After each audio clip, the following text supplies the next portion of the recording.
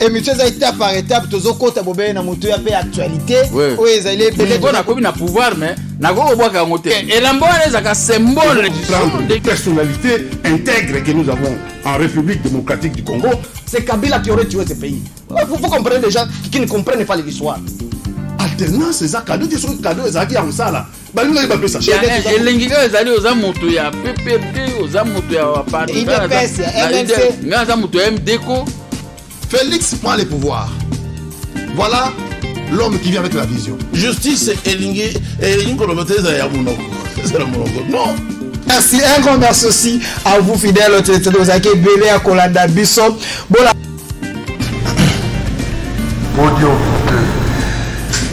et voilà, toujours dans sa mingi na esengo tango toyaka na émission o bino bolingaka mingi podium du peuple auto sola kama solo ya mboka na ba leader d'opinion bato balobaka makambo pe ba konzi bayoka ka bato saka bato poussa na ka pene na bino population baza ba vrai élu ya solo pona ka rozana parlementaire pour bazaka en contact na bino pendant vina bango mobimba bazala bongo yango to benga bango na émission pour ete ba okana ko trouver ba solution na ba problème na bino ba mema yango epa ya ba konzi ete ba okana ko loba yo peuple o ka pena ko changer comportement o bongwama pour ba port ni no ko yiko apporter na mboka na yo pe ba konzi mboka no ba yiko sala nini pona yo yango les podium du peuple to sola la société to sola la mambo etali social o etali politique o etali santé nyoso to beta yango na kati ya émission avec les élus ba leader d'opinion ya peuple une fois encore de sengi biso et toka na ko bengela bino wana mboka Gabriel Mokia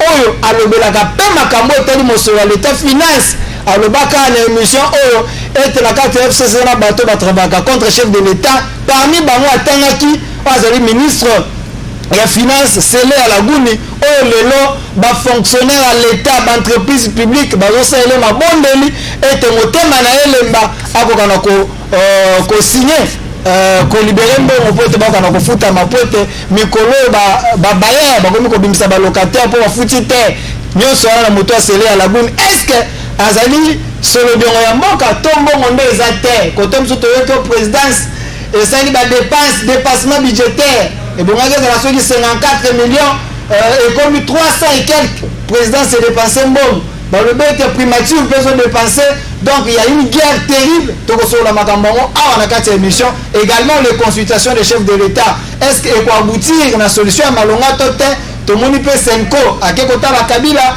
à quel côté la Faïlou pe azaki pe la chef de l'État est-ce que mboka o boussole et comment nana to peuple na continue ko souffrir ko la politicien poto sur la makambana nyoso to bengi mwana mboka Gabriel Mokia Mandembo o pazali moko ya ba chef de l'État ayambaki déjà malgré tozo ka ko yamba eli sous chef de l'État yamba mbala moko mais Gabriel moko ne ba ko yamba mbala bele mwana mboka Gabriel Mokia mbote na mbote ndeko mbote population mbote ba famille mbote na madame mon épouse mbote na bana mbote na bino ba journaliste surtout à Congo na pesi bino mbote to bundela mboka Gabriel Mokia Mandembo ozalaki bongo moko ya ba candidat président de la République na élection ya 2018 elongo na Félix Antoine Tshombo Tshisekedi na ba misusu pe chef de l'État na ba consultation ya mbaki na liste ya ba candidat président de la République mais tozo ka ete ba oyamba bino lisusu yombo leki ba misusu fo ba ya mboka mbalebele to po tozala ba solution ya mboka il faut au rapport de chef de l'État. Bayambinga comme une haute personnalité de la République. Tant qu'il y a ces candidats président de la République. Ndenge ça magana bamboka nyonso.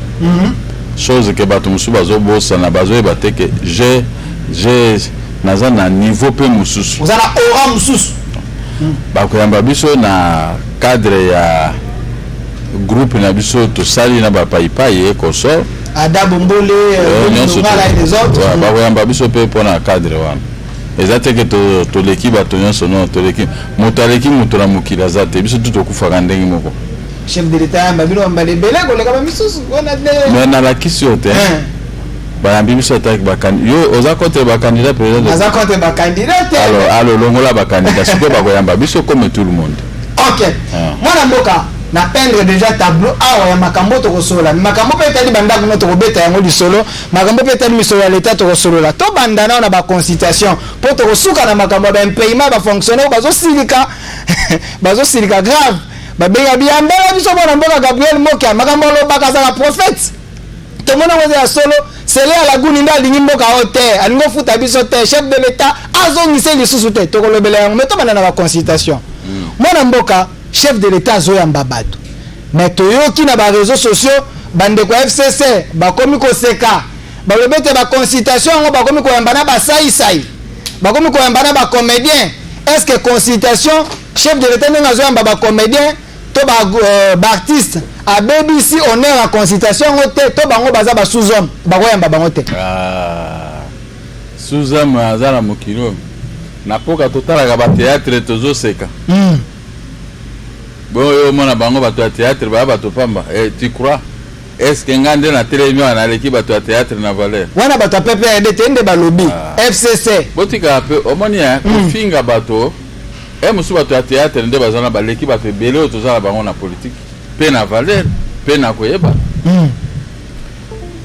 ba musicien bato ya théâtre ngalinga te moto o dénigrer ba salioni mboka nino soki siko compétition ya bato ya théâtre bimi compétition ya ba musicien ya mokili bimi biso siko to tinda bato ya kingakati donc bangona bazo ba valeur abatu te botika ka biloko wana botika tozana bato na biso ya théâtre bakende poto basala pe théâtre kuna bapesa ka valeur na biso fu botika ka biloko wana ezali bon soki soko balobi na président pika bina monde ya théâtre problème na bino ezanini ngai ube bato FCC nde tokonoroba pa na place ya théâtre ube ezaka bato ya théâtre bango bakoloba eloko nini bango bazomona na monde wana. Donc c'était important comme chef de l'état à exclure bato te artiste bato ya théâtre ba kana koya o ba ye chef de l'état soyena bango ndenge bato baza ko se moquer na bango yoza libérer d'opinion mona ngo malamu te na Ukraine na komi président kuna pa bato ya théâtre wa eza ba poste ya biso surtout constitution elongoli mutu moko te si bino ba journaliste na bato ya théâtre na baso baza na kati ya ba assemblée alors pourquoi wana kobebisanga motema te il faut pas dénigrer les Congolais tokufi déjà ebele ba Congolais ba se débrouiller pour manger difficilement à n'importe quel travail totika bango na état wana. Vous pensez que na 18 ans ya mwana mboka ancien président bazalaki kopesa respect na motote ndenge ba misuto yo babande kopesa respect na bato ya théâtre bazalaki na bango à tout moment lelo sikoyo po Félix aye charge mais maman Livlem bazali ko tambola na bango nyonso kaka yete bango nyonso nde bazali kala bato ya théâtre na ba musicien bato ya théâtre mutu bazo bwaka bango mabanga baosa bango osa mona biso ba politique to sengi mabanga mais bango nde mabanga na mabanga tout ça lelo siko bato ya théâtre bakomi mabe Beza motema mabe na bango beza motema kindoki. Voilà, mwana mboka tozo évoluer toujours na mamba consultation tozana yo awa pour okokana ko répondre na ba question ya peuple. Chef de l'état yambi Mukwege prix Nobel de la paix. Mukwege a réitéré sous makanisi na yete ba mindele ba ko chaku moko munene basambisa bato basala ba crime moko te kotika la impuni na kati ya mboka oyo. Est-ce que na ndenge tozoluka kimia soki bakomi kokanga lisusu bato bakona kosamba na bamabe basala bomoni teke bokofongola lisusu boîte moko ya ba problème bongo bao baza na prison ngai moko na sali baturu 9 fois na makala donc nga aza mutu te bango baleki biso na sina boma mutu à raison de mes opinions c'est une infraction contre le pays qui m'a arrêté à raison de mes opinions. Il faut pas fongola tribunal pénal international na cour pénale internationale awa deux cours ba poursuivre bato ba bandaki rébellion na AFDEL na ba mentor na bango ba poursuivre bato ba bomi bato na ba kwenyo sur la république il faut pas ba kotika bango omoni bango na ka bazo continuer ko boma bazo mitia ba ADF nalu bazo mitia ba ceci ba M23 tout ça et ça que les mêmes gens on doit les arrêter tous même ceux bas à 10 000 ba kende na la yekula ba ke novanda même ba musupu ba kotia bango na makala ba mona na ndenge pizo satra makala za kamoto mais moi mboko au nom des accords quand même tokoyi ko boma moto. Les accords sont liés ici entre les parties mais les accords ne sont pas liés au niveau du tribunal pénal international. Les accords représentent quoi? Au moins que bato ba kokanga makasi moi mboko nous sommes régis par la constitution et non par un accord. l'accord, d'ailleurs pour le moment cet accord est presque caduque. Parce que qui respecte encore l'accord? Ceux qui respectent l'accord, se plaignent de Makamambongo. Se plaignent de Makamambanda. C'est-à-dire que cet accord n'est pas respecté. Donc il faut qu'un tribunal, Basambi Sabato, Basali Mabe. Ce que vous avez un autonome, Kufa, que Babomi n'a pas condition de Toyoka, qu'est-ce que vous avez fait? Ce que vous avez fait, baby. Alors, les auteurs et co-auteurs sont là. Comment Bakoko Baza nommé, Baza mandataire, Baza la paix brassage, l'armée, Bakota partout. Tout le monde caressé Bangon Dengwan. À la fin de compte, tu vas récupérer Bangon Dengwan, Balaki Mafuta Mingi, Bapondu, Batondi, ce que Nde Bakoya ko servir prison pour Balak Sabaron que les êtres humains ne peuvent pas être sacrifiés comme ça pour besoin de certains individus. Non, c'est pas possible. Président Mokia, est-ce que vous ne voyez pas que ceux qui font le boulot na ba guerre récemment na Congo, prison na biso kozanga na place ko yamba bato. Ah, yo moko le ba na émission moko. La EP. Ba grand gorobo ke na lai. C'est tout. Toujours à makala toko so mabanda ko musu to agrandir ango. Bato babomi bato belé na mboko oyo. Biso to perdre bana na biso ya liboso polani parce que de les côtés botoli tout et sali tout to tikali bwe. Bongo que l'hôpital les athées, moi à les athées, tout comme il va pauvre moko pourri. Dans un régime disant. Ah, un régime moko mabé, il y a des criminels et ces criminels sont là. Si on va les poursuivre, comment vous pouvez faire obstruction? Il faut les laisser être poursuivis pour que pareil cas ne se répète plus dans notre pays. Est-ce que les criminels bazaka na ngambo FCC to bazali les deux côtés? Au moins que non, côté à cache ma BP zali. Qui a cité le nom de FCC? La justice va jouir de son indépendance. Quelle que soit la justice internationale, c'est l'indépendance qui doit primer.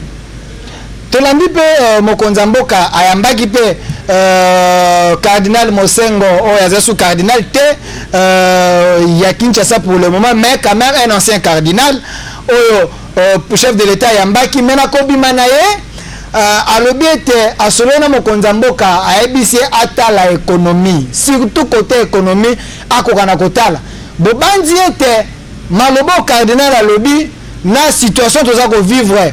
Est-ce que notre économie est à par terre? Si il faut que l'économie, chef de l'État, a bandela wat. Olingi suna bandela su makambo économie. Teza masolo, teza consultation, teza masolo la tête.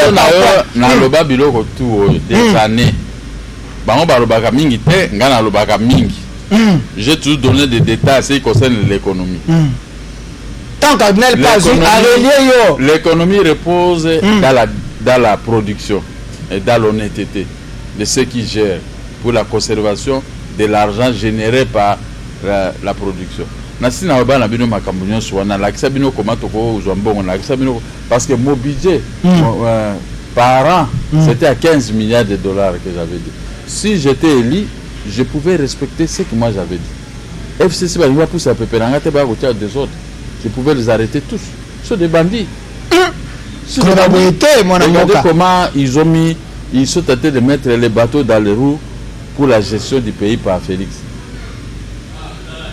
Si les choses marchent, ça sera l'intérêt des FCC, l'intérêt de la population, l'intérêt de tout le monde. Mais quand vous mettez les bateaux dans les roues, vous bloquez tout un peuple pour vos ambitions personnelles. Non, c'est pas... Mais président Moké, il ne faut pas seulement dire pour dire. Selon les gens du FCC, ils ont dit ceci. Tout celui qui dit que le FCC est en train de bloquer les chefs de l'État, est-ce qu'il peut nous montrer un acte du FCC au blocage chef de l'État? Est-ce que l'exemple de moi-même, je suis de cash avec le chef de l'État. J'ai des millions. Pourquoi le FCC refuse de me payer? Pour me payer, on doit aller à Kingakat, trier la liste des gens qu'on doit payer. Ils ont mis un ministre qui chauffe les gens de Félix, qui ne veut pas de nous. Un ministre des Finances. C'est là à la gouli. Alors, qui bloque? Pour eux, tous les gens de Félix ne peuvent pas avoir l'argent pour les élections futures. Si moi qui ai l'argent, moi qui ai clair, il est populaire, alors il faut bloquer. Mais quand il me bloque, c'est-à-dire que tu as bloqué aussi autant de gens. C'est-à-dire que Bolingi va tout. Pourquoi Bolingi va tout? Il n'y a pas que moi. Quand tu as commencé ici, tu n'as pas commencé par moi. Tu as commencé comment les gens sont en train de se plaindre pour le blocage. Oui. Y compris, mais après, maintenant, tu m'as cité que tu as toujours parlé de ça. Bon, c'est quoi Bolingi na salani? C'est-à-dire qu'il oppose à Congolais pour y passe, il y a blocage.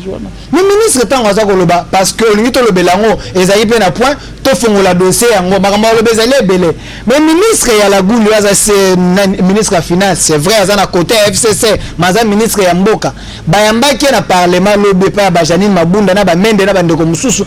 Alobi ete présidence de la République, institution Liboso, et ça dit dépassement budget de Nenga Kosaganate. Et bon, il va consommer dans les 52, ce qui milliards, mais baqueti au-delà de 200, moi Namboka, il y a aucun dépassement. Alors, il y a bloqué ma Cambodge. 200 millions de dollars représentent quoi pour un pays, un grand pays comme le Congo? Yuma ka yemo kwa zana 200 millions de dollars. Albert Yuma. Au Chadar, le sur le signe pour paralyser l'institution. Gouverneur Bak Satra na baningane basi bazwa déjà 100 millions. Ba fungoli bango dossier mais ezokende kandingo. C'est déjà 300 millions. Et le président Nyonso na koloba na bango ndenge basale donc deux personnes basi basale là. Ça c'est un, de deux. Est-ce que le pays a un budget de 11 milliards, va diminuer à 6 milliards. Mais dans les 6 milliards, si les dépenses du chef de l'État peuvent être avoisinés les 200 ou 300 millions. Et si les 6 milliards, il faut soustraire, c'est 550 milliards, non, 57 milliards de dollars qui restent. 57 milliards qui restent. Alors qu'est-ce qu'on en a fait? Pourquoi on ne paye pas les fonctionnaires de l'État avec? On m'a dit que les économistes, c'est moi qui ai à l'Okuta. Ce sont de faux économistes. Le pays n'a pas encore trouvé des économistes, les vrais.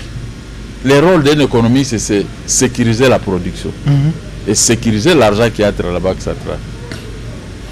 Amener la population à produire dans tous les secteurs pour emmagasiner l'argent. Mais les économistes, qui chemise, qui 10 dollars, ça ce ne sont pas des économistes.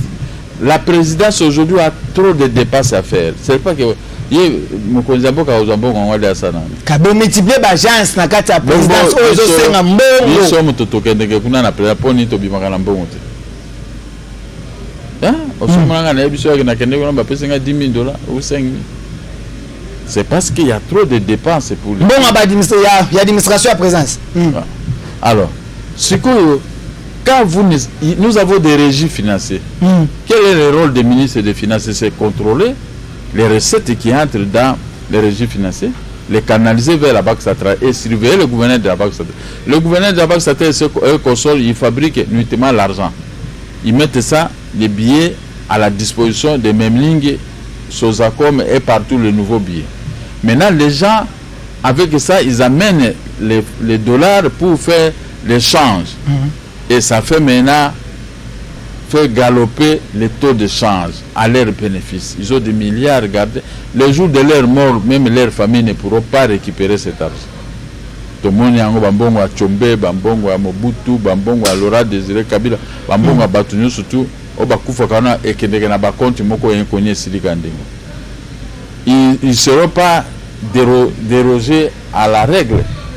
Bango, Bazoko, Iba Mikolo, Baïbi trop.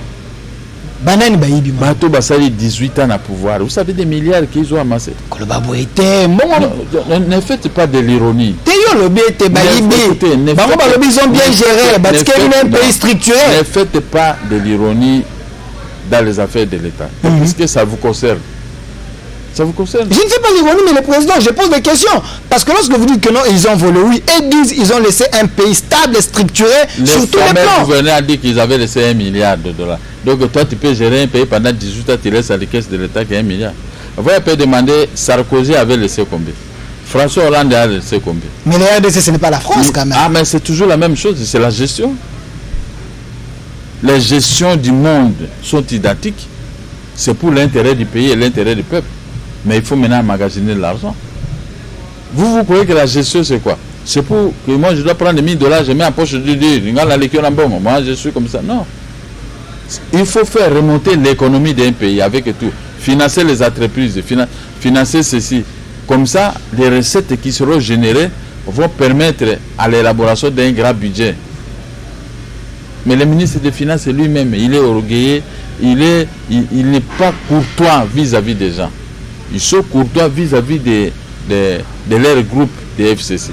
Mais quand aux autres, mais quand ils nous privent nous l'argent, c'est-à-dire que c'est l'économie qui était... Toi, tu ne sais pas ce que moi je pouvais faire avec cet argent pour que les pays aussi trouvent son compte. C'est-à-dire que j'ai arrêté. Tout le monde, après tes études, j'ai travaillé à un commis dans un bureau. Ah, les bureaux là, il y a la production. Oh, j'étais directeur, oh, j'étais... Mais là, vous êtes parti seulement à servir, mais pas pour produire. L'exemple, ils sont plusieurs ministres des Finances qui se sont succédés. Ils ne savaient pas qu'est-ce qu'on appelle la production. Parce que garantir la production, garantir le fonctionnement des entreprises publiques, garantir l'intérêt supérieur des fonctionnaires de l'État policier militaire, garantir l'argent de l'État qui entre à la Banque centrale. Et ils ouvrent le sous-compte et le sous-compte pour mettre l'argent là-bas. Mais le compte général de la Banque centrale est géré par qui? Ce n'est même pas par le ministre des Finances. Ce sont les gens. Mbokoyo. Okoko sabisoti. Boko lemba, boko kufa, boko tikambongwa. C'était si au moins les batoiseaux le raga na combo à ministre des Finances. C'est parce que nous avons nous deux ouvert la brèche. Depuis des années, toujours le comportement actuel ministre des Finances. Il est rancunier, il est hautain. Les gens pensaient que vous avez des problèmes personnels, surtout. Mais du moment que vous avez vu ses qualités, vous avez vu qu'il est... C'est quelqu'un qui... Il est hautain, il est orgueilleux, il ne respecte personne, il préfère ta mort. C'est comme si lui ne va pas mourir. De l'autre côté, on dit que c'est un homme de rigueur. C'est un homme de rigueur qui ne fait pas de dépenses pour faire. Nous avons 4 DTO et Zawana. Batindiango, la vice-premier ministre et ministre de budget. Pourquoi il ne paie pas? Ça fait 2 mois et demi qu'il est vendu dans le bureau. Jean Baudemaille. Naza Moussous, mi balé Moussous Zoya, et au coma 6. Mais il est hautain, il est hautain. Excusez-moi, hautain, orgueilleux, vantard. Donc, déjà pareil, je ne sais pas comment les qualifier. Ce qu'on a hautain, orgueilleux, ça va faire, non, mais dans les affaires, la gestion des affaires de l'État, tu ne peux pas mettre ton orgueil là-bas. C'est impossible. Celui qui a droit, l'État doit le payer. Mais maintenant, Pamba. Ba fonctionnaire à l'État ba futamité. Bazo ye pas nanga mais. Ba se belé ba benga ba papa yambela biso président Mokia to futamate. Ministre alingi nini. Na le kawa policier, na le kawa ba service de sécurité, na le kawa ba fonctionnaire bazo ko bisa makamba na bibo. Ngamo ko pe na zolela. Ngamo pe na zo revendiquer d'une manière générale. Mais moi wana zo lingate. C'est-à-dire qu'il y a zo kende na ba paiement tout na kingakati. Ba trier ba to ba ko futa. Mais nature peut ba futi ba to na ndenge to yoki. Sikoyo bazo ko sala ko ba futa ba fonctionnaire là ba soda pour ba sala révolte contre Félix. Ko ba boyete moi moka. Est-ce que ministre pene moka ko yiko zana makanisho na futa ba tote ko ba to ba sili la chef de l'État. Moto bimisi makambo na zoloba. Il fallait zelangande na bimsango. Te zaka kana pendre tableau ndenge ba to ba lobi. C'est-à-dire que tableau peindre wana c'est une réalité. Donc bato na siko bazolela baza banyama yo monique omona ka mwana ya muke mama ne soki na libele tondite mama na apesi mwana to ebinde bana mike baganga biso to nzamba sala biso panique devant mwana muke so mwana gangi wa mon tutu mais qu'est-ce qui se passe mais tout ça soki miliki ezate papa tiaka loboko na poche ata mbongo ekoya kokipete kende ko sombre loko tout ça nazama mwana muke pourquoi papa zo bangai. C'est comme ça la force que Dieu a donnée aux petits enfants. Ouais, makasi yango ko ganga kolela yo bangi. Kozangi sa okimia. Kozangi sa okimia yo siko ko gangela mama na yena ndenge ko gangela bayana ye ko beta. Mais ya ko ganga mbamoko yo o paniquer. Kasi yango na moni batu bazolela. Siko bazolela la mokonzi mboka. Mokonzi mboka aussi est lié na ba nene na ba deal na bango. Mais deal wana zo se retourner contre mokonzi mboka parce que bango bazo saboter. J'avais déjà dit ça ici. J'ai toujours crié, j'ai toujours parlé. Quand une personne refuse de respecter le peuple, c'est une personne à lapider. Mais je ne pense pas que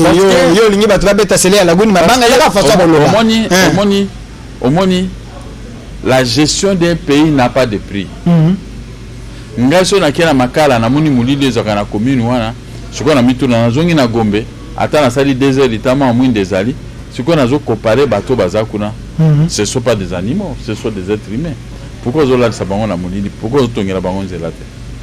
Okoki kotonga gombe pe na makala na ngiringiri na selemba otongi gombe parce que selemba eza mbinza omoni bandako ya mbinza kitoko pouvait se construire ça là-bas otie banzela ya kitoko omoni ate mbinza okende ngo otambola na esengo mais selemba baza na montagne soki inondation ekomi abiso tokokufa bato toza na bagombe mais immédiatement bato bazali na baselemba bakokufa te bama campagne kuna bakomata likolo. C'est-à-dire que chacun est maître de chez lui. Hein? Chacun est vraiment maître chez lui. Alors, il y a un zolo baboy. Moi, je dans le ministère de la Finance, il y a un esprit, il y a matata poni. Oh. Na baloge na bangouan. Matata poni, il y a des cravates rouges, il y a des loges, il y a des télé na il y a la loge na bango à côté à ministère de la justice. Loge na bango ça va sambelaka. Loge na bazo sambelango pour na motema mabe. Donc les bateaux kufa mili mwana siko bino bozo sale la bango. Oh, loge na bango hein. Donc baza na pona quoi? Baza batu oh baza na molimo biso to ana ngote. Ah oui, molimo na bango. Loge na bango ça. Et là tami mbindo na molimo ya sata. Oh. Ah siko yo ata ozolela akubeta yoka kara. Et puis mona wa kwa sele wana ko ya mbote on dirait ça na nguma na eloko moko ya mabe na nzoto. Donc soit monio moto juste on na za mal à l'aise. Donc kolela ba congolais oyo eza bien pona bango.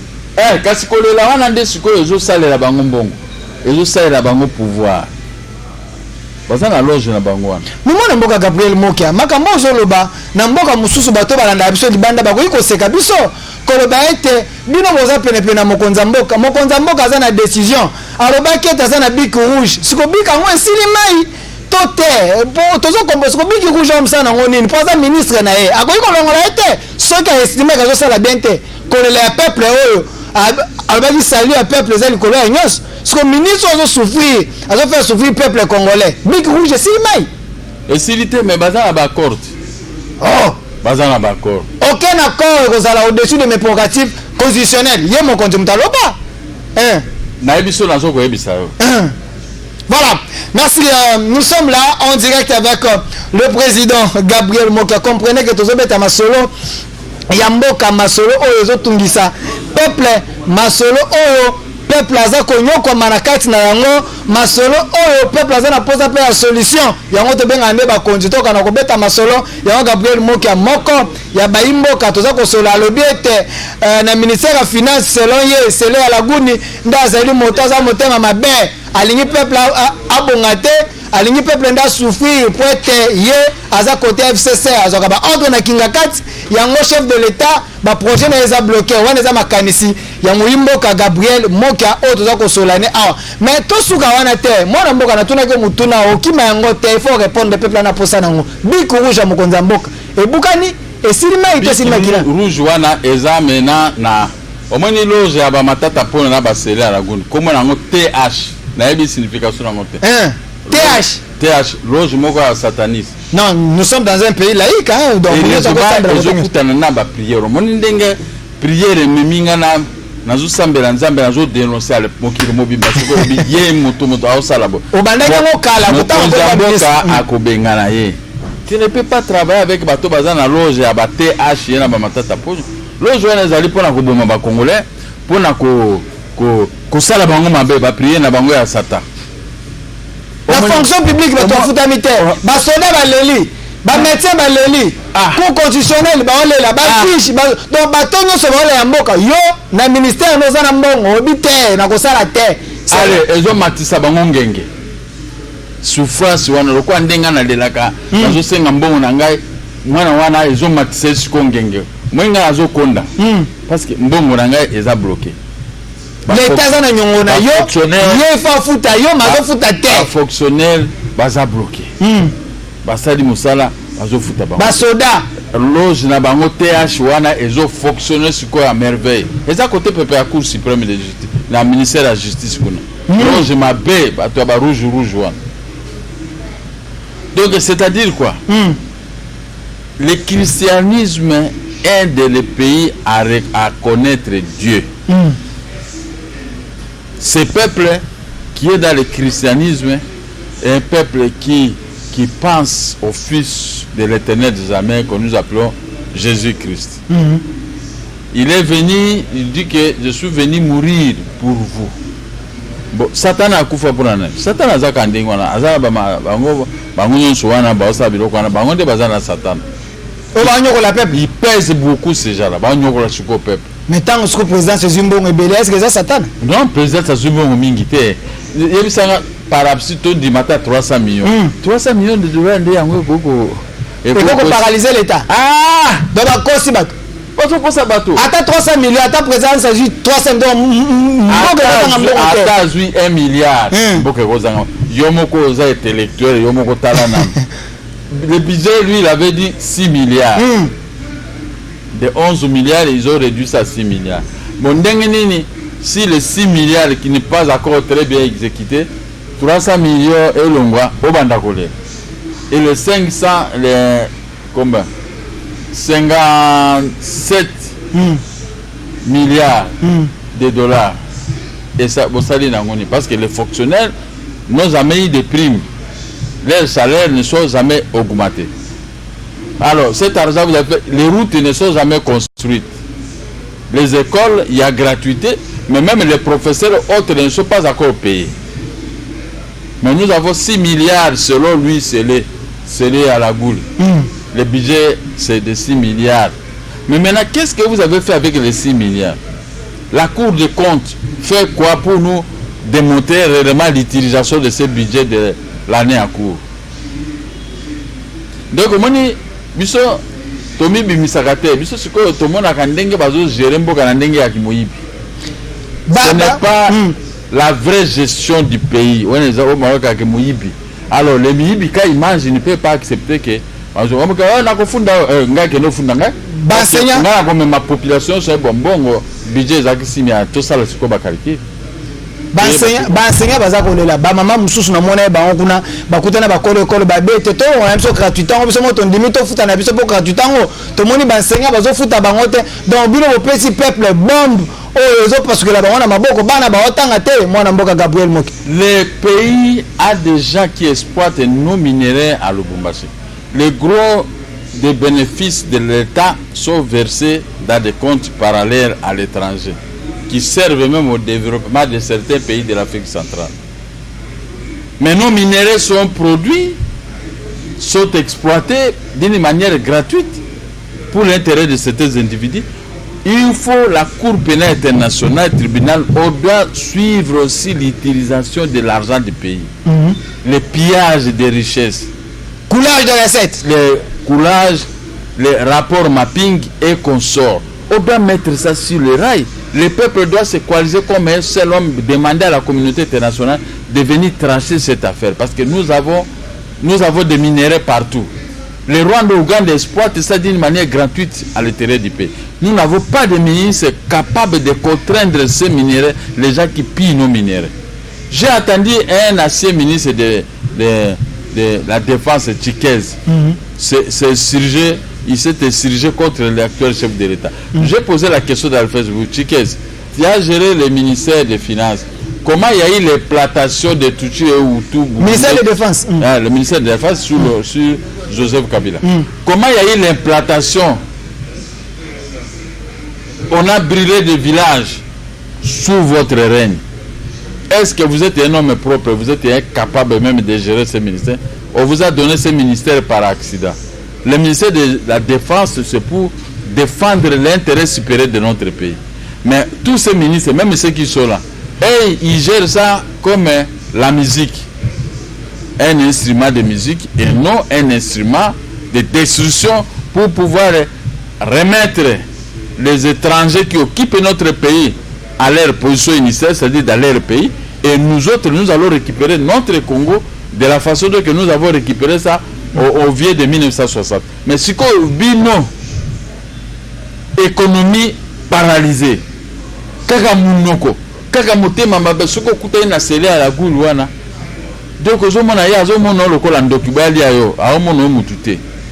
Puisque souffrance na yo ndenge biso tolelaka wa naza na moto tel malade naza na famille malade yazo mono adi nakopesa kwa récemment quand vous avez na le vieux Maurice qui était très souffrant. Le vieux Maurice est mourant là aussi c'est mission na yo buketi siko aza siko na clinique pas tombola kuto lamba la kitine la l'action ndenge pe alobaki trop et balukeli souci au moins aussi c'est mission ngana ke pa na ye na 3 heures afin na ipena moi attaque vieux Maurice Likuo na longwe na ndako na ngai na 2 heures so ikomi na komi kuna na 3 heures to assister eti 4h30 na hôpital o comprendre ko kasete ndenge alongola ke lamba o mona ki wana kasi moto azokufa tuzuta ngana leli vient na ngazo kufa bwazana mbongo azotika plus de 5 millions de dollars na maboko ya sele na ministère ya finance mbongo ezali bazo souffrir bana ko futa eka mo 50,000 dollars est-ce que moto azana plus de 5 millions futa 50,000 dollars de ce que boza bandoki bato balingi peuple te bato balingi peuple siko alongole lamba botala ki na TV bana batali bakoko batali ba famille batali babokilo batali ngai na ke ko vanda na hôpital ti 4h30 na longwe para nga na ville na keiti na ipen na ke hôpital kuna na se ba soigner ti azui pongi ndenga siko moi sina bi bon papa mo kia boko kendo moni yo pe talaka oza politicien to longwe na zongi ti ville na lali pe bien te na tongo na bengi donc ti siko na za à l'aise te donc zo mona muto azo kufa mbongo ne yango c'est là azo préférer ya kufa mbongo na etikala parce que bango ba vivaka na ndengwa yango leki na yo ya IDPS mwana mboka Augustin Kaboué aza secrétaire ya IDPS ye pasalaki nini meeting moko boye to dialogue matinal na bato IDPS oyo za partir ya mokonza mboka atie kombo asele au centre tomoni ba cage tomoni ba communauté internationale baza contre ba propos na ye alobi ete bato ya FCC oyo baza na ngambu kuna baza mitema mabe abi mutu lokola sele ya lagune alingi kofuta peuple congolais te aza na posa peuple congolais babalukela chef de l'état donc ayokaki yo ambwate kaka nini maloba na yo banda ya zawana nazoloba makambo oyo bato tu bazolandanga na retard et puis alobi ete sele ya lagune azofuta ba fonctionnaire te cour constitutionnel aboyi kofuta bango nani Mama Nzenza azali ministre ya affaires étrangères makambo etali ba passeport et bongi ba renouveler ba passeport mususu na compagnie mususu ministre sele a bloqué donc baza bato et là qu'on a senga chef de l'État fa bengana yeti comment bengana ndenge nini le pays n'est pas géré par un accord le pays est géré par la constitution.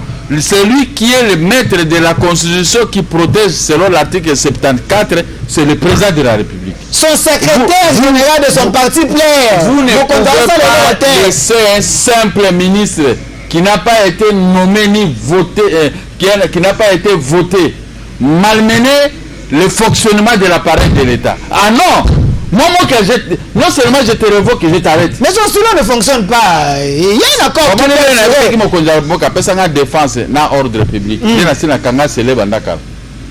Il y a un kanga, ngai para ngai umulate. Il y a un kanga. Il y a un mikando zo justifier makambo osala. Ata zana mikanda, il y a un kanga. Omoni ngala ko lingate population ile landengo. Ngai par exemple, omoni ngala le na biloko gravité, na le pondu bendunda kapa. Na ça me si tu m'invites chez toi ne koyela nga biloko ya gravité ndunda ka pamba sa mungwa na pondu na lia pe na suki wana biloko simple biloko pour ngai ti lobi nga na discuter yo mona nga moto akende olie pa musu no quand est tolé no wana tout ça on comprend mais ngai na le bongo bato suba ya tala fufu ngai ya fufu te mais bato wana tout bloqué bango net baluba ebele na moni ba mikolo bakondi ni kola blocage kola blocage bato balinga kolia ba futa bate avec baluba baza na pouvoir bo banda lo ba so baluba bazo pouvoir ba boto lo banda oza mais baluba bango olobi bakondi omoni kezaki makambo lokuta bo banda lo ba moluba so zana osala sala ni bo siko moluba yewana ngai siko nazolela baluba babande siko ngana za mongala pourquoi nazolela mwana mboka tosa la pena et puis na zobo futanga mongala mwana mboka mambo eza mutuya soki déjà secrétaire il y a parti aux na pouvoir et donc à pépère dans l'époque Kabila na pouvoir secrétaire à partir na bango azolo la pona ministre si qu'on a ministre secrétaire général à IDPS azolo la pona ministre c'est là la gouni a bloqué une gestion d'état ndenge babengani tunda makambo kozala débloqué il y a un vice-ministre qui peut assumer l'intérim comme ça lokola azamuto IDPS tokole la mingi te mako benga debo il faut siko yo Sylvestre pas contresigner to suspendre jibe ka konda cause contre ko le babo était moko toto sa constitution to sa te siko ya zoto ça nous sommes tous égaux devant la loi donc ça dit que ndenge ngala toujours le lambongo mbongo ezali la loi permet ka futa biso bon lui ne respecte pas la constitution yo lingi siko to respecter constitution donc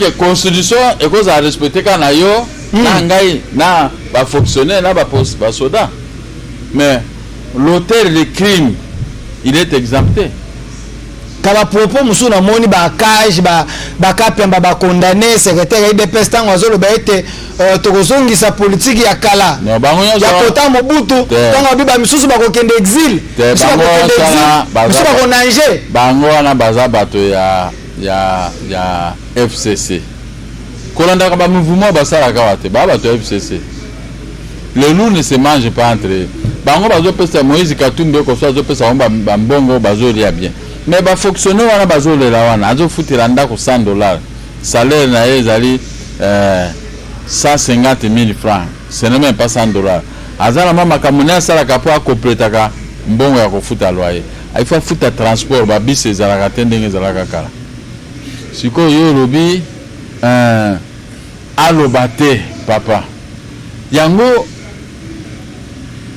secrétaire général IDPS na biso toza ba esclave ya sele koloba to boy te mais maloba ezo inciter bato na moi violence te tango soki bato ake pied moisera Chinkezo ya lobby contre Félix nabite so amelaki masanga azo gangela chef de l'état ngala za na ngwawa na kukucha ngwawa oyoka maloba ya lobby koloba boy te mwana naza na ngwawa batindelinga ngo na babenga ngo loko ni mususu Facebook de loko mususu zakwana WhatsApp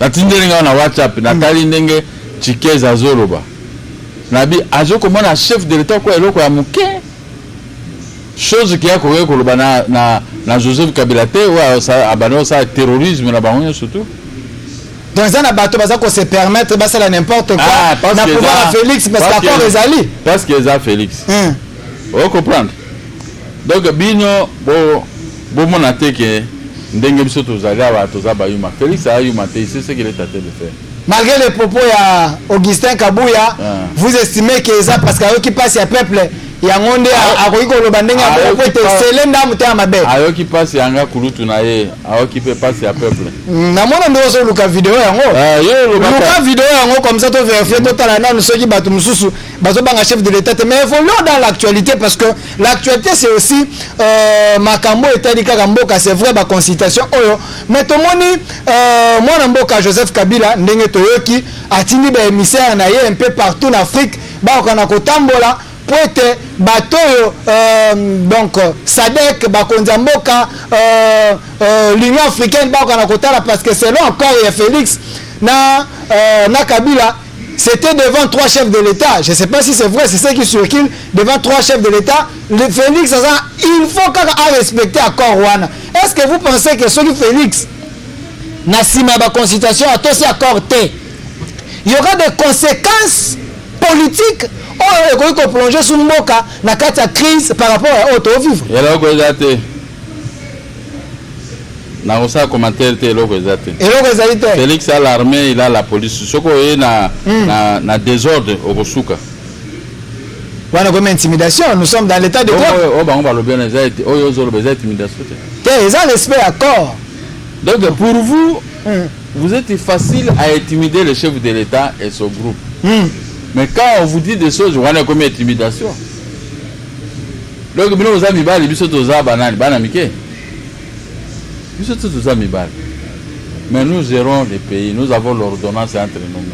Vous n'avez rien. Quand Némi dit Bakoya consultation, vous devez le faire ba consultation na cadre ya accord ndenge boyokana ke soki mwa nyamu ezali bozonga na structure ya accord po ete boyokana kosolola PPRD soki baete bazana ba député ebele bomonte ke non bino nde bo ngoika sanja lelo oh koloba boete bana mboka bon ye ayepo Félix amona ye azongisa endako oh est-ce que Félix mutazongisa ndako be c'est la justice sur les hommes ngana moningo ikasage lobi na parlement azakuna au moment où je vous parle azakuna pas na parler de la nation à quelle consultation à quelle consultation koloba boete ba vérité zo pesa bonemi aya bengana na FCC pas koloba te peut-être qu'il y a un nègre secret d'état ye pas za na makasi na ndenge na ye et là on mona ngote limo bena lo voilà comprenez que on est en direct avec le président Moukia. C'est toujours comme ça dans cette émission Podium du peuple tobeta ka masolo il y a peuple mon mboka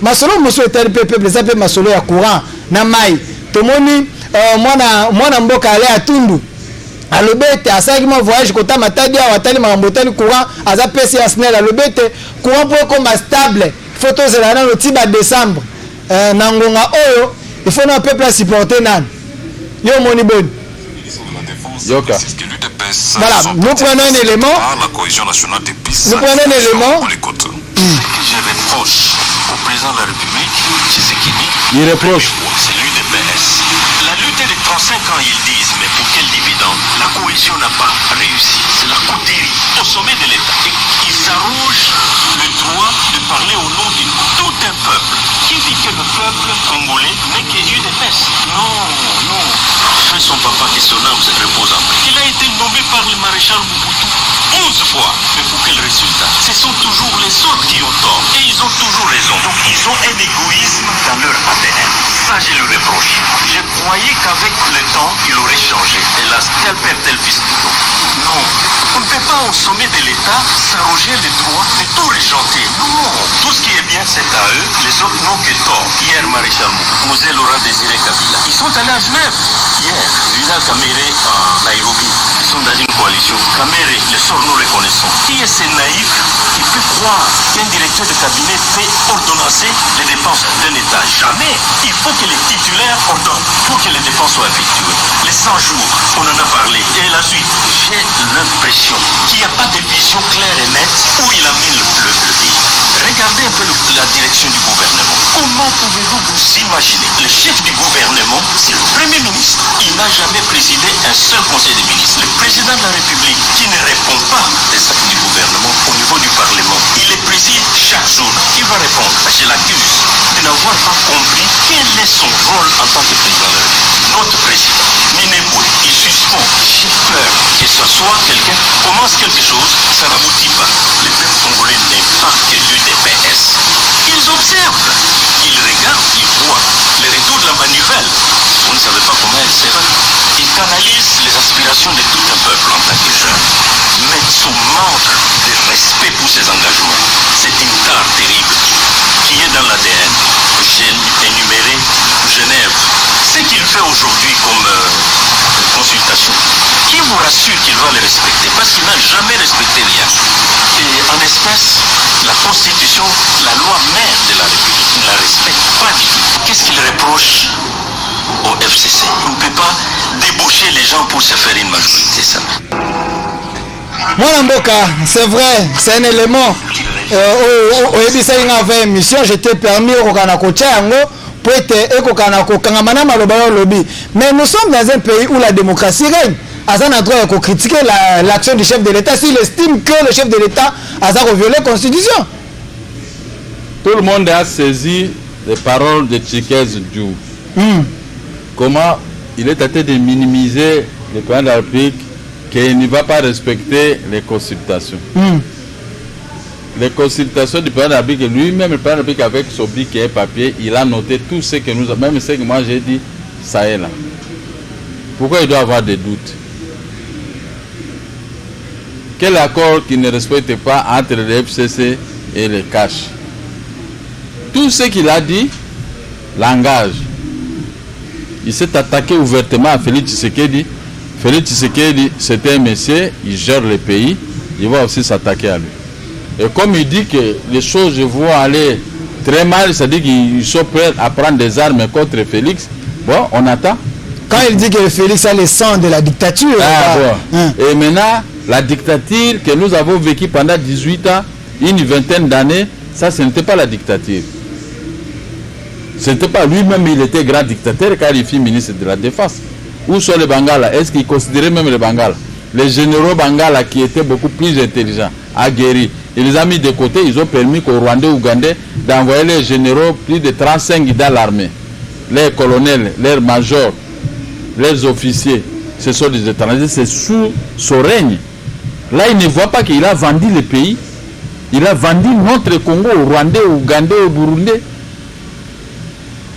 Comment un homme pareil peut s'adresser d'une manière hauteuse à un chef de l'État comme si le chef d'État est son ami? Lui, il était un ancien ministre. Si moi j'étais à la défense, vous voyez les Ougandais et les Burundais, ils pouvaient entrer faire les plantations dans notre pays comme ils sont en train de le faire. Et ils ont laissé l'ouverture à ces gens de venir se moquer de ces peuples. C'est pourquoi, si le chef d'État nous reçoit, cette fois-ci, je vais maintenant lui dire, il doit focaliser son action sur l'Est. Sur l'Est. Point. Parce que nous devons détruire, déraciner tout ce qu'ils ont planté dans notre pays. Lui, Tchikez, il est parmi les gens qui ont commis ces bavures parce qu'il a été ministre. Maintenant, Félix est en train de se battre avec les Rwandais qu'ils ont planté dans notre pays. Depuis l'AFDR. Donc Tchikez fait partie de la destruction de ces pays. Mais lui, il était ministre de la Défense. La Défense depuis des années sous Joseph Kabila. Mais il a laissé quoi à l'Est? Il a laissé les ADF Nalou. Il a laissé tout ce que... L'armée de Roubaix-Roi, les MV3, est toujours là. Lui n'a pas été capable de carboniser cette armée de Roubaix-Roi. La communauté internationale a envoyé 3000 hommes qui ont neutralisé une partie, mais les restes se sont dissimulés dans notre armée. Et ils croient que nous n'avons pas le secret de cette armée, nous n'avons pas de secret de ce qu'ils ont fait. Mais vous n'agissez pas, vous on ne peut pas agir. Écoutez, nous sommes au pouvoir. Vous plaignez trop. Quand on est au pouvoir, on n'est pas venu pour être contre les peuples. Comme ce qu'ils faisaient, nous arrêter à tout moment. Moi-même, je suis leur bête noire de prison.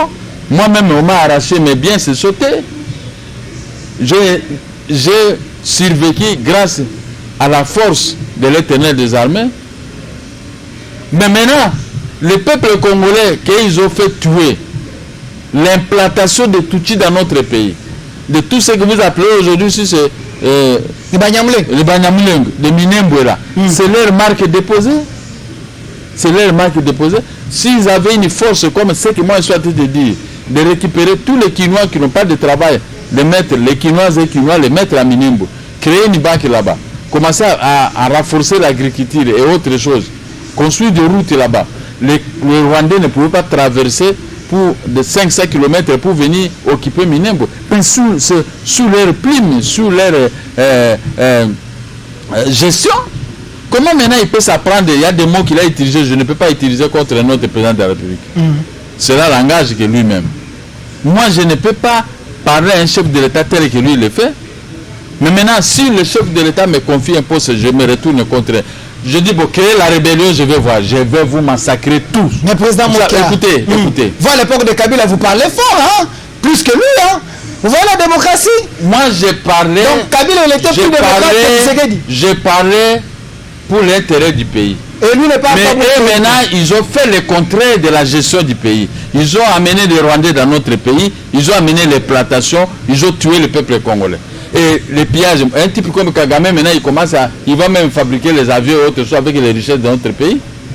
Pourquoi ils ont permis ça? Par la bénédiction des Congolais. Par la bénédiction de l'AFDL et de Tchikez ici et tout le monde qui ont géré ces pays de la façon de... Donc Tchikez n'a pas le droit de parler. Il n'a pas droit de s'attaquer à se justifier parce que sous son règne, les Banyamulenge ont été créés. Sous son règne, il y a eu les plantations. Sous son règne, il y a eu des tueries. Sous son règne, on a atterré des femmes vivantes vers Mwenga, tout là-bas, Bunyakiri, Rutshuru est plein de Rwandais maintenant aujourd'hui.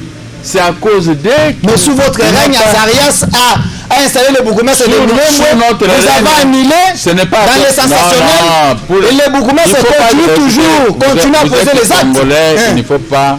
Sinon, je vais te considérer comme un Rwandais. Non, il y a un député de l'opposition qui dit que les bourgmestres continuent à poser les actes jusqu'à aujourd'hui. on a pris la décision, on va s'y mater. Quand? Bientôt. Mais Boukouna, c'est agir en tant que Boukouna. Mais nous sommes malgré la déclaration du chef de l'État. un état de guerre. Le président de la République n'a pas que ça à faire. Mais bientôt, il va se retourner contre... Il y a un monsieur là, Moïse, qui a parlé dans les réseaux sociaux, il vous a fait peur. Même les Roubaix, ils seront arrêtés. Tout ce qu'il faut ici. Ils ont l'armée ici. Roubaix, tu sais que Roubaix a une grande armée ici au Congo. Non, il n'a pas d'armée. Roubaix a une armée. Le M23 est toujours là. Et le RCD est toujours là. Il y a Ibrassage dans l'armée. Le chef de l'État doit... C'est les soldats de la République. Le chef de l'État doit aller avec Molo Molo. Ne croyez pas que quand quelqu'un gère le pays, il n'a pas la capacité de faire ce... Il avait parlé pendant la campagne électorale. Moi aussi, j'avais parlé pour la gestion de l'Est. Félix a parlé. Mais laissez-le. Il n'a pas encore terminé son mandat. Peut-être avant la fin de son mandat, il y aura la joie de la population de l'Est. Hein? Si vous êtes des Rwandais, ça c'est votre problème. Mais sachez que moi, je vais vous arrêter. Mais les kabylistes se moquent de vous. Lorsque vous êtes en train de dire que les FCC nous bloquent, mais il y a un chef de l'État, un ministre qui bloque le chef de l'État, est-ce que c'est normal? Oui, mais attendez ce sort. J'ai parlé d'avoir micro, il y a beaucoup de choses qui se réalisent. Tunda n'est plus là, mais le blocage continue. Selon vous? Il n'y a pas que Tunda, tous ces gens-là partiront. Nous allons placer d'autres personnes. Vous allez gérer avec que la défense... Vous avez nommé Makila. La défense et les finances ne seront plus entre les mains de ces gens-là. Mende Makila, vous les avez nommés. Ne me citez pas les noms. C'était le fruit du FCC. Mais sous la bénédiction du chef de l'État. Je peux dire que je suis un peu supérieur à beaucoup de gens qui ont géré. Parce que les gens ont géré. Mais quels sont les résultats? Mais pourquoi vous les nommez? Qui les a nommés? Le chef de l'État a Makila. Parce que les gens disent que... Il n'y avait pas de jeunes. Parce que les gens disent que Félix n'a pas respecté l'accord. Mais beaucoup de gens que vous citez là sont au pouvoir. Mais en tout cas, ce sont eux qui ont organisé le chaos économique, le social. Mais pourquoi vous les avez reconduits? Donc vous avez peur de Kabila, vous avez peur du FCC, malgré les sensations à la télévision. Donc il n'y aura pas la solution pour les peuples. Avoir peur d'un président sortant, on va avoir peur de lui de quoi? Le président sortant n'a plus de pouvoir pour le moment. Ce sont des grimaces. Mais vous allez voir dans les jours à venir quel sera le sentir du gouvernement congolais, composé de vrais Congolais pour l'intérêt du Congo et pour l'intérêt... Le statut du gouvernement congolais, composé par les vrais Congolais, le Franck Diongo et vous et les autres... Je n'ai pas besoin de me citer les noms. Quand vous me recevez... Non, je cite les calibres. On te donne quelques miettes. Moi, je suis supérieur à beaucoup de gens que vous citez. Vous étiez candidat président de la République, mais vous n'allez pas travailler seul. Dans mon émission, parlez-moi de ce que vous êtes... Vous n'allez pas travailler seul. Vous allez travailler avec les Katoubi. Mais ne me citez pas les noms. Je n'aime pas ça. Les Congolais sont des trolls bouchards. Quand vous les recevez, parlez de vous. Quand vous me recevez, parlez de moi. Ne me citez pas les noms. Je refuse des noms des gens. Mais vous allez gérer avec eux si demain on vous nomme ministre de Défense, l'autre sera ministre de la Justice, l'autre sera peut-être le PG. Vous allez gérer avec eux.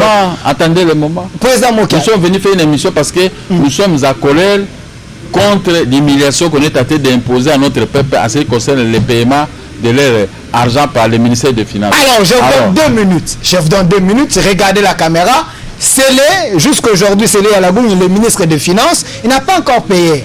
Donc, moi-même, je suis en train de pleurer parce que ma femme travaille, elle est matriculée de l'État. Donc, jusque-là, elle n'a pas encore eu l'argent. Moi aussi, je suis dans les lots. Président Moké également, Scellé ne lui paye pas. Alors, la situation ce n'est pas une victoire pour Scellé. Alors, mais la situation reste comme ça. Son sort sera Scellé. La situation reste comme ça. Chef de l'État, qu'est-ce qu'il peut faire pour débloquer la situation? Nous allons lui donner les idées. Nous sommes avec le chef de l'État. Vous nous minimisez. En ce qui concerne la justice, l'économie, nous allons la défense et la sécurité du pays, nous allons nous donner des idées. Ce que vous racontez, vous êtes en dehors, vous ne connaissez pas ce que... Mais le ministère des Finances est dans le quota du FCC. Le pays ne peut pas être géré. Le problème des quotas, c'est terminé. Oh, comment ça? Cette histoire de quotas n'existe plus. Et vous allez voir maintenant l'avenir du pays. Vous croyez que nous sommes des naïfs?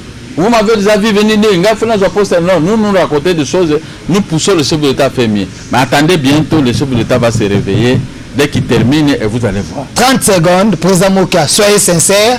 le chef de l'État avait dit c'est les consultations, il va consulter les forces vues, les forces représentatives. Mais comment, hier sur la liste, on a vu l'ambassadeur de l'Allemagne et l'ambassadeur des États-Unis dans les consultations des Congolais?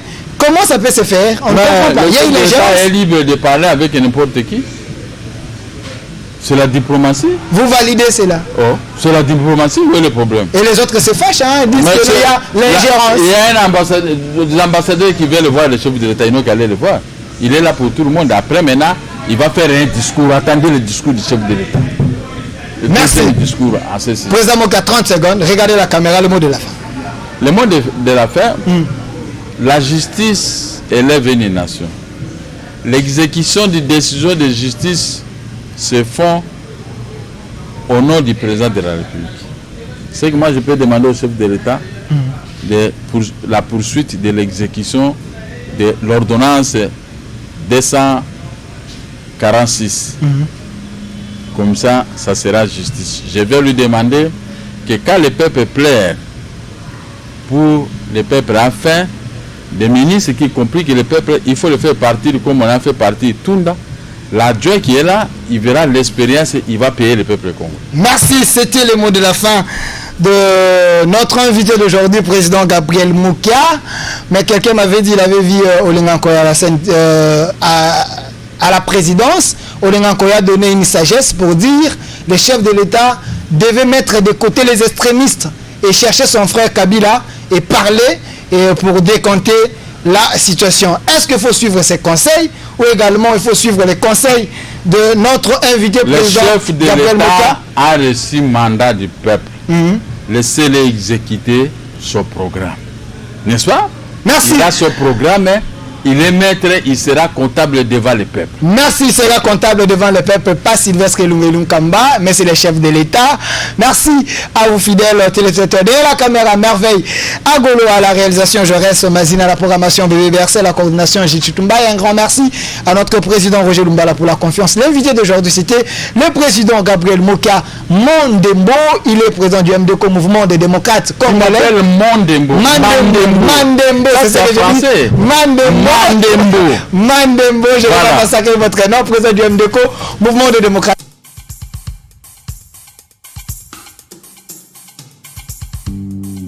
Émission ça étape par étape, tozoko tabobé na mutu ya pe actualité. Oui, ça il est peut-être on a comme na pouvoir mais na go boka ngote. Et l'ambona ezaka symbole des personnalités intègres que nous avons en République démocratique du Congo.